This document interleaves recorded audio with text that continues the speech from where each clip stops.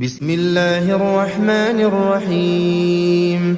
تبارك الذي بيده الملك وهو على كل شيء قدير، الذي خلق الموت والحياة ليبلوكم أيكم أحسن عملا وهو العزيز الغفور، الذي خلق 7 سماوات طباقا ما ترى في خلق الرحمن من تفاوت فارجع البصر هل ترى من فطور ثم ارجع البصر كرتين ينقلب إليك البصر خاسئا وهو حسير، ولقد زينا السماء الدنيا بمصابيح وجعلناها رجوما للشياطين وأعتدنا لهم عذاب السعير،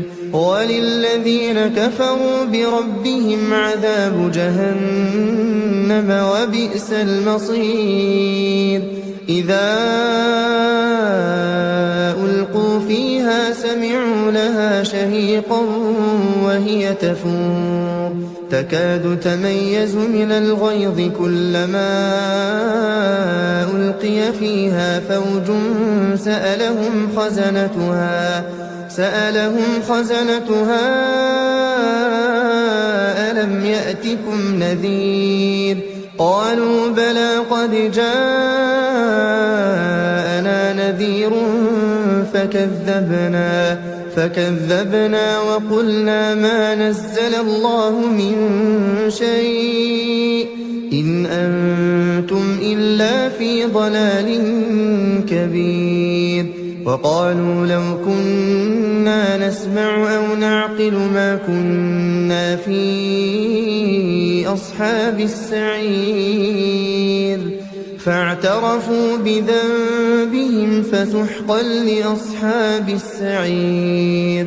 إن الذين يخشون ربهم بالغيب لهم مغفرة وأجر كبير. وأسروا قولكم أو اجهروا به إنه عليم بذات الصدور. ألا يعلم من خلق وهو اللطيف الخبير. هو الذي جعل لكم الأرض ذلولا فامشوا في مناكبها وكلوا من رزقه وإليه النشور. أأمنتم من في السماء أن يخسف بكم الأرض فإذا هي تمور أم أمنتم من في السماء أن يرسل عليكم حاصبا فستعلمون كيف نذير. ولقد كذب الذين من قبلهم فكيف كان نكير. أولم يروا إلى الطير فوقهم صافات ويقبضن ما يمسكهن إلا الرحمن إنه بكل شيء بصير.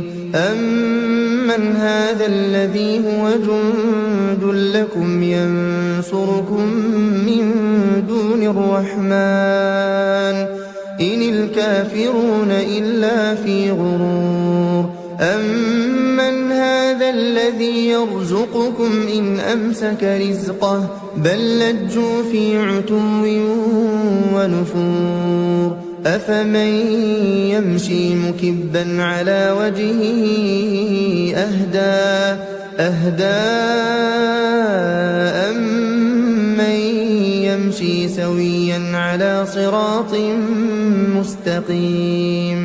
قل هو الذي أنشأكم وجعل لكم السمع والأبصار والأفئدة قليلا ما تشكرون.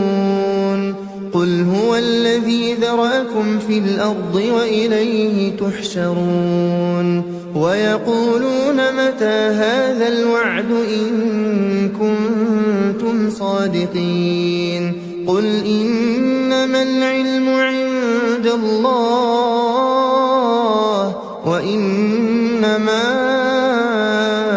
أنا نذير مبين فلما رأوه زلفة سيئت وجوه الذين كفروا وقيل هذا الذي كنتم به تدعون قل أرأيتم إن أهلكني الله ومن معي أو رحمنا فمن يجير الكافرين من عذاب أليم قل هو الرحمن آمنا به وعليه توكلنا فستعلمون من هو في ضلال مبين قل أرأيتم إن أصبح ماؤكم